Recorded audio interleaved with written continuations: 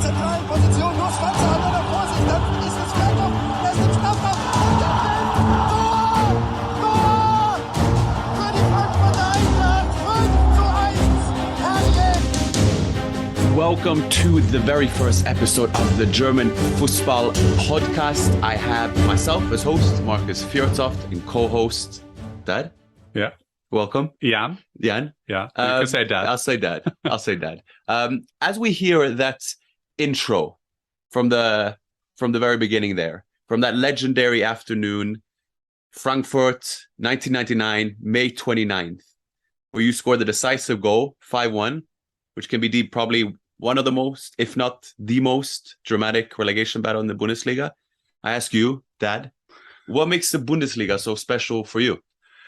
I'm so old, Marcus, that I remember the World Cup final in 1974. Okay. And that was West Germany against Holland. Johan Cruyff was the fantastic player. He was fantastic. There were so many great Dutch players. Yeah. But West Germany won. The second game I remember, coincidentally, Leeds United, my team in England as a kid, and my favorite English team after the clubs I played for, they played Bayern Munich. They should have won the final, but at the end, the Germans won, Bayern Munich. So I've always been fascinated by the German football. And at the end of my career, like you said, I had a chance to play for Eintracht Frankfurt. And you can see one of the shirts behind me now is Eintracht Frankfurt. But it's most of Bayern because it's a special episode on Bayern. But I always follow German football. And I feel very privileged to be able to play in the league and also been working there for many, many years. Mm-hmm. And still do. Still do. And it was a sad news when we start recording this today because the legend, Uwe Seeler, has died. He was 85, maybe one of the greatest German footballers of all time, played for the German national team from 1954 to 1970. As many Germans, he never managed to win the World Cup. Mm-hmm. He played in the final in 66. Remember, you don't remember, but we remember from the football history, that Jeff Hurst scoring 3 goals and West Germany lost. And then he was third in the 1970 World Cup in Mexico. Uwe Seeler being a legend for Hamburger Sportverein, he was there all this year. He was a gentleman of German football. And I remember, I never met him and talk a lot to him, but I remember I met him in a hotel and I went over to him and just to say hello to Uwe Seeler was unbelievable. So German football today lost one of their greatest, and we'll say rest in peace, and it will always be in memory of everybody who loves football and loves German football.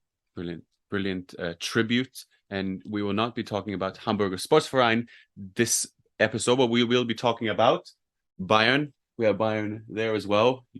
I'll tell this. You have chipped Oliver Kahn and scored the winning goal against Bayern. Thanks for mentioning it. We didn't plan this, but I played 3 times against Bayern Munich as a Frankfurt player. I scored 2 goals, but I also missed a penalty. We were 1-0 up at home, and I missed a penalty, terrible penalty.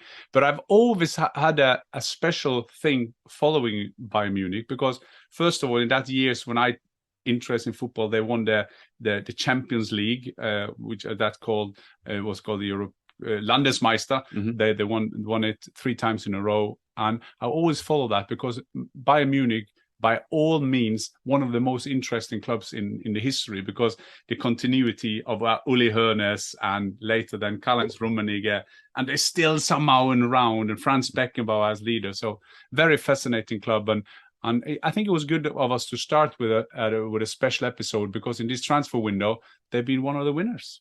Yeah, and I don't want to say a resurgence, but it's certainly intriguing to see the amount of interest they're gaining within the mainframe of world-class football players. They're coming off their 10th league title in a row, but still only won the league. Got knocked out of the cup with Gladbach 5-0 in the second round, knocked out in the quarterfinal in the Champions League.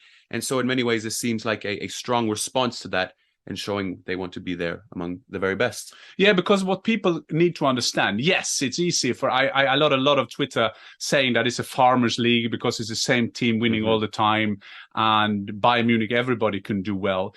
But the thing is, yes, they won it 10 times in a row, but it was seen as a bad season for them. As you were saying, they're supposed to win the double. That is clear. They should win the double. But the way they performed against Villarreal, they were underperforming. And when you have the Julian Nagelsmann, who is the Wolfgang Amadeus Mozart of football coaches, a young coach starting off in Hoffenheim, over Leipzig, then to Bayern, that was not his best start. So this transfer window, yes, they have lost Lewandowski, but this is a consequence for them. At least they have to be in a semi-final of the Champions League. At least they have to be in a final. And someone at that club will say, at least we have to win the Champions League more or less every second year. Right.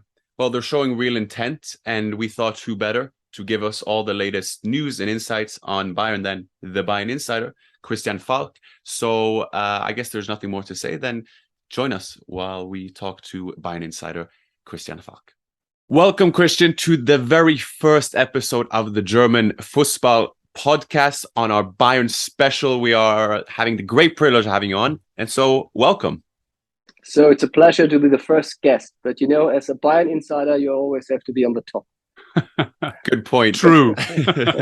Good point. I guess we want to go straight into it. What is coming off to be a tremendously successful transfer window for Bayern. 80 million for Ligt, 30 for Mané. You got 30 for Gravenberg, euros this is. Then potentially Tell from Rennes. Then potentially Leimer with the Goretzka situation. We're nearing up to 200 million euros here. Last 10 months, I hear Bayern say we have no money. We can't buy Haaland. The pandemic's been tough. Where is all this money coming from? So I think you're also Haaland insider. So there was a little bit of money at the bank account of Bayern Munich. Haaland didn't come, so they can spend it for other transfers.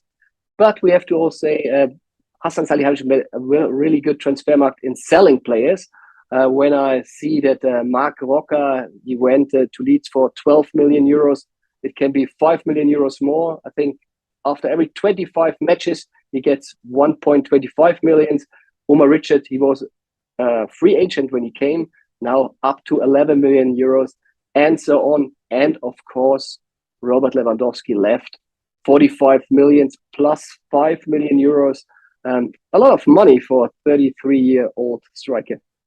But Christian, as well, we see your backdrop with the Bayern Insider. We go more the authentic way with our shirts. That we mentioned. But you've been talking about these add-ons, and I noticed that the German football experts, which you are absolutely a part of it, you said in the beginning of the year there was no money, and now when Bayern is then spending money, when you are doing your math, then you sometimes forget the add-ons from the players they are buying, and then somehow you leave out the different wages because a Rich is going, he will be on less money than a Mané, for example. Yes, of course. But if you make a 5 years contract with a player, you have your books and you write down the books every year. So a little bit here, a little bit there. It was just also with Ligt. At Juventus, he played 3 years. He came for 85 million euros from Ajax. So I think 17 million euros a year. So if you have this away, at the end for Juventus, it was 34 million euros in the books. So they made a good job to sell him now. And Bayern is working like that also. And, it's always a kind of, what are you doing with the ads on? We said Sadio Mané, 32 million euros. That's not much for him. And also, if they pay 6 million euros ads on. They're, I think, easy to get for Liverpool, but the last 3 million euros, they're therefore they have to come in the Champions League final. He has to be the best player in the world and answer on FIFA vote team. So I think if he will do that, they pay it immediately. Mm-hmm. As for transfers then going forward, we mentioned the likes of Tell, potential Leimer. Is there any more coming along, and could that include a direct replacement for Lewandowski, or has that strategy shifted? So I'm quite sure that there will be no number 9 in this year. Tell, he's a big talent, but he's not a number 9. He's 70 years old, but they want him. It's a little bit like getting Mini Mbappé. So he's just mini at the moment, but he can be big in the future. So they try everything to get him. But Bayern Munich knows that it's not a one-to-one substitute for Lewandowski. That's why Julian Nagelsmann has plans with 2 strikers now. You can play Mané and Gnabry in the front. And also, to be true, at the end, the last 6 months, Julian Nagelsmann was not really confident with how Lewandowski played. He didn't play his pressing, his philosophy of playing football. So perhaps it's a win-win situation at the moment. And you heard Bayern Munich has a little eye on Harry Kane. So for the future, I think 1 year without the number 9, Bayern Munich will do.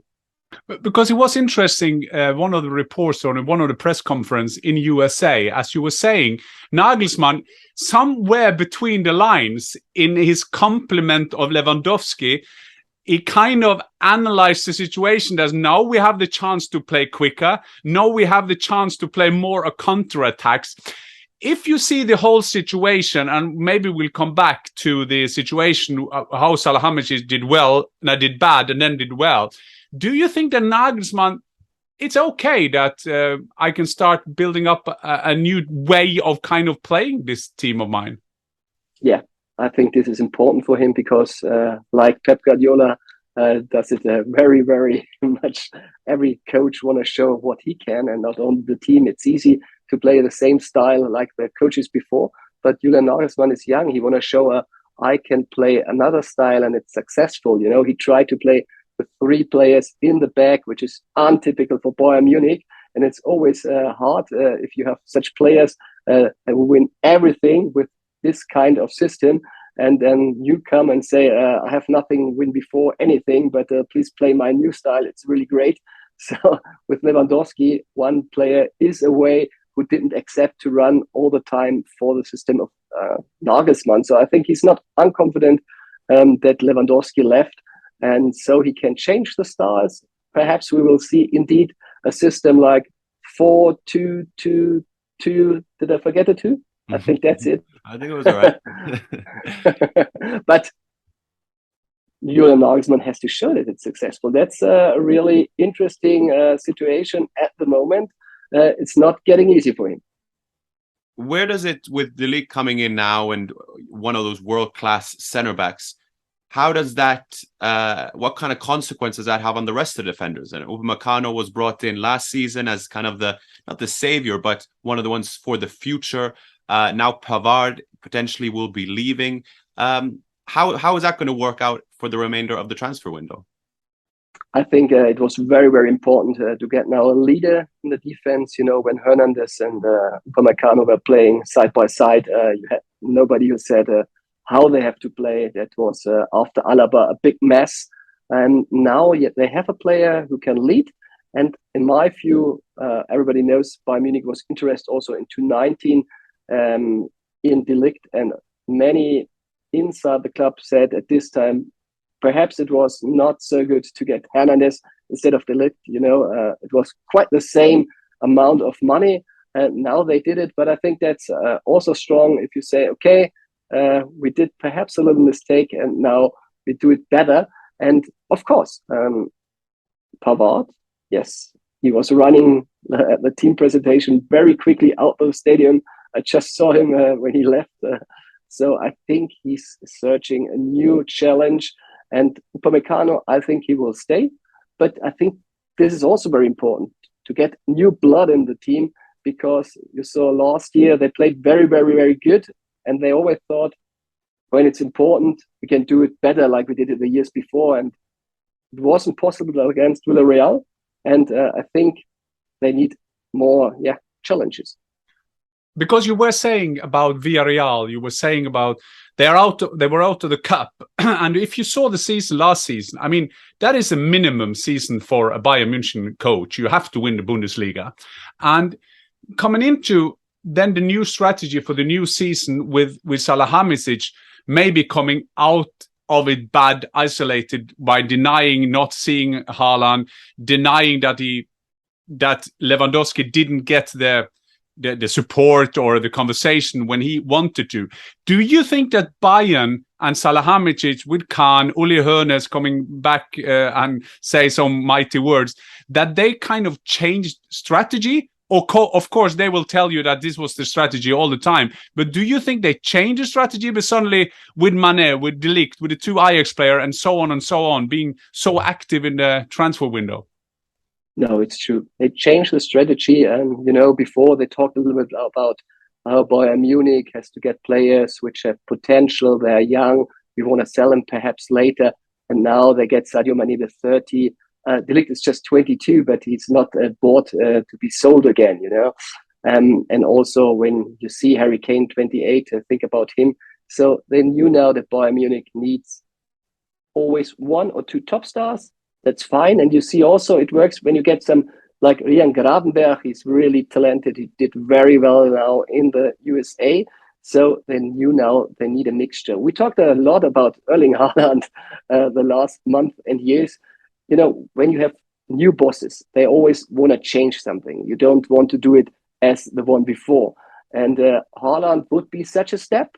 And Haaland would have fit to the old strategy. He was young. You could sold him later for more money if you like. But if you don't get him, you have to think new. And now they did it. I think it was good. If you always do the same stuff and don't say, okay, perhaps this was a mistake, it's never good. And I think it's strong from Bayern Munich that they changed their way. And now I think also with the transfers they're more offensive also in public. So Oliver Kahn was talking about Harry Kane a few months before. That wouldn't be possible. Mm-hmm. What does this transfer window then, which is deemed very successful so far, what does this mean for Hasan Salihamidzic?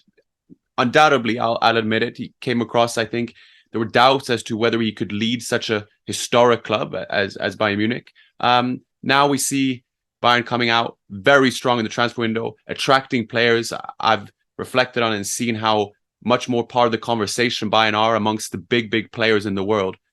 There are talks now of a contract extension for him. It's quite the shift from a few months ago. Yeah, it was also important for him, of course. I remember at Bild we had last week the headline on the title, The Transfer King. I think it was very, very important for him because before he worked very quietly, and didn't talk about anything, and nobody saw what he did successful and what not. Most of the time you just saw what was not so good. And now I think he recognized that it's important to show a little bit more transparency in the deals and show, hey, we are doing this, we're doing that, we're trying everything. Some things work, some things not. But you see Bayern Munich is not a club which want to be in the quarterfinal in Champions League. Bayern Munich is still the club who wants to win the Champions League. And I think the fans wanted this. And now it's the perfect point because for Bayern Munich, we are talking about a German club in Corona times, and they worked always like just spend what you get. Now they see the people are coming back in the stadium. It's getting money in. So now they are positive and spend more money. And it's interesting to see, Christian, because I've been a fan of German football for many, many years. And there's always talking about coming into the bad times. Is this a Festengeldkonto? That is an account that Bayern always had with a lot of money on that they could buy anyone. No, they couldn't buy a bus driver for the price, I guess, because the prices are so rise high.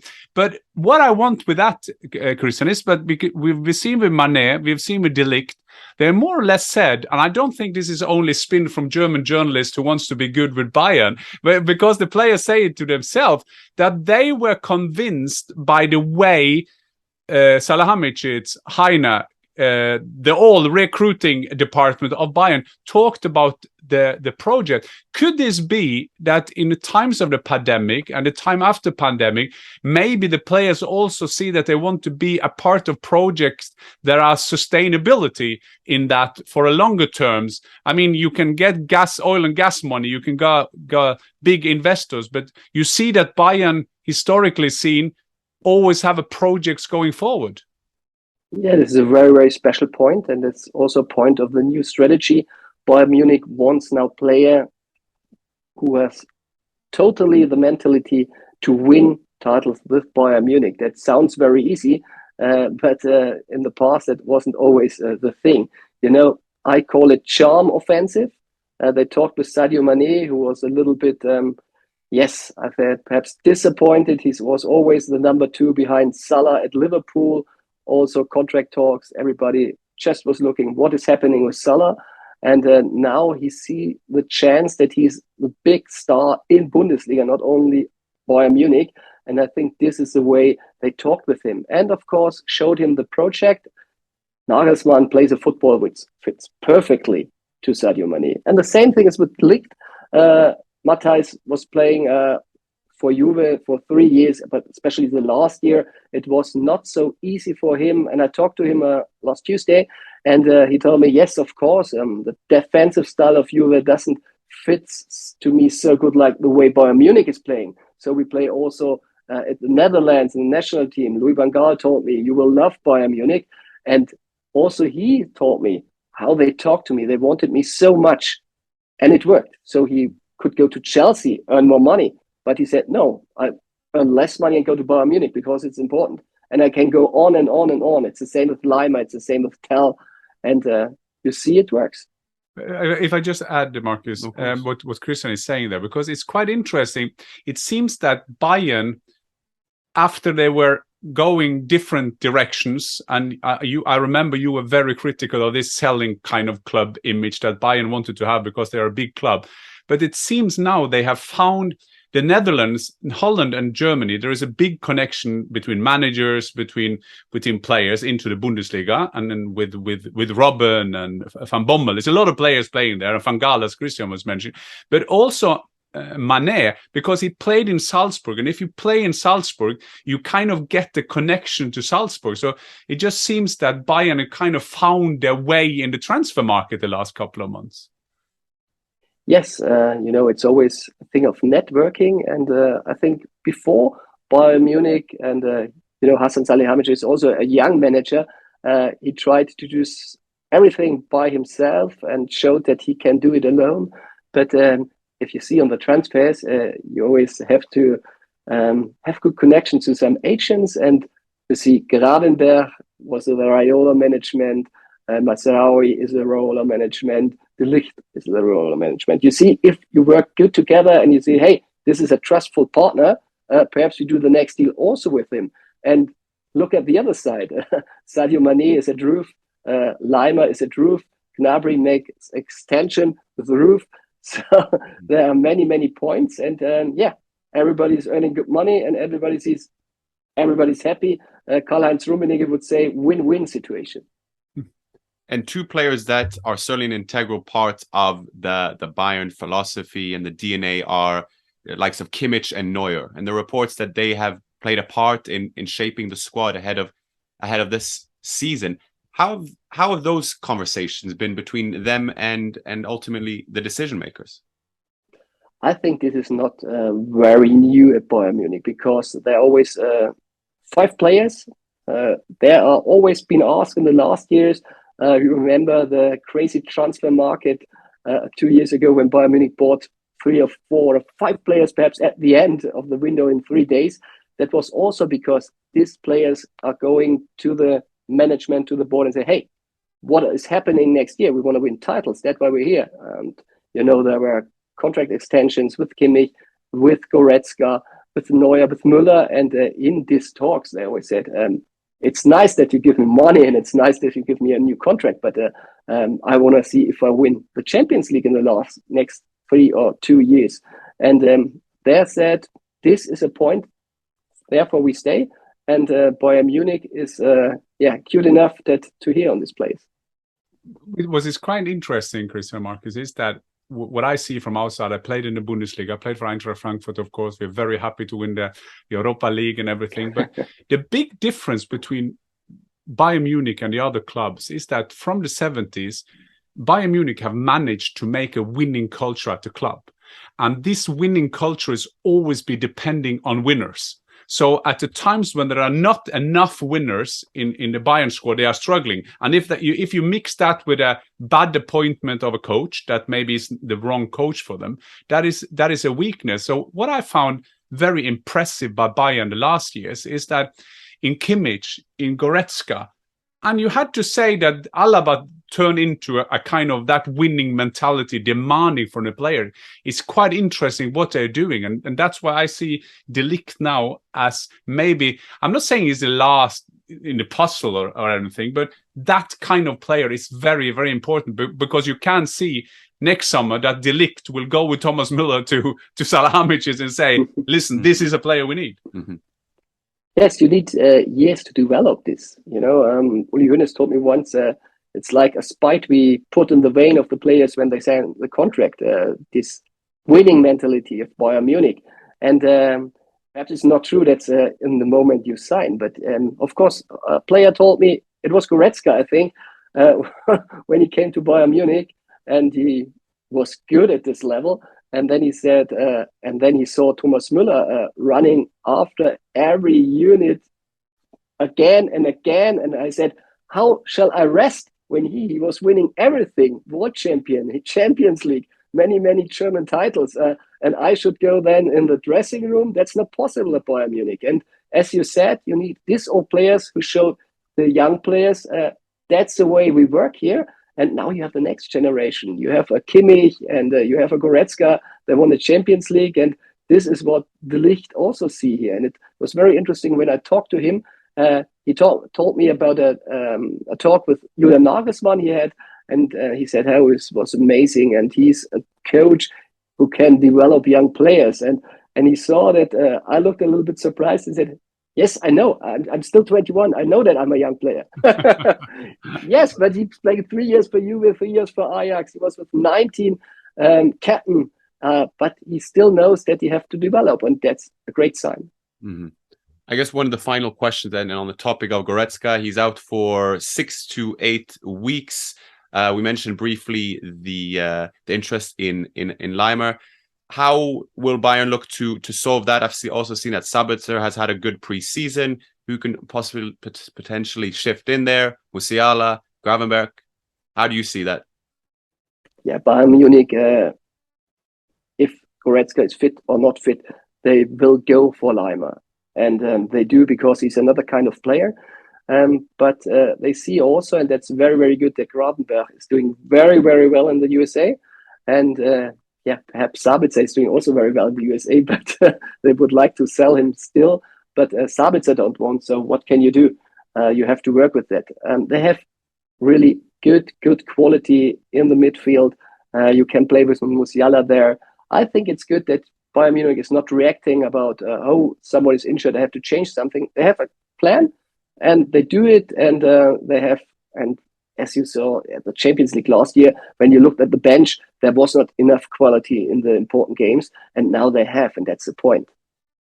It's quite interesting with Leimer because Bayern Munich coaches, they always have their favorite players. They want these players, and you can see that Julian Nagelsmann, he knows Leimer, of course, from his time in Leipzig, the gegenpressing machine, which is not a bad brand to have. But I think at the end, Christian, we have to say 2 words to Salihamidzic, and there's a lot of, because I've been doing different shows in Germany. I've talked with you as well, and there was a time that I saw, and you talked a bit about that Salihamidzic was a bit clumsy in terms of being a young manager, always focusing on the bad things.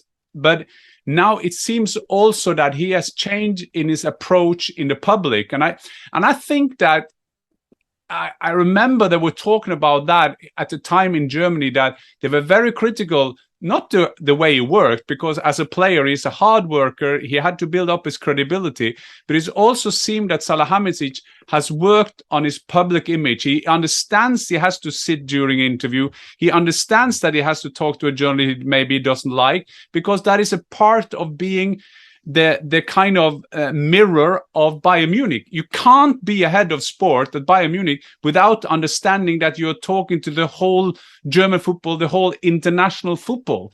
Is that a right analysis of it? Yeah, that's completely correct. And it's, of course, easier now for him.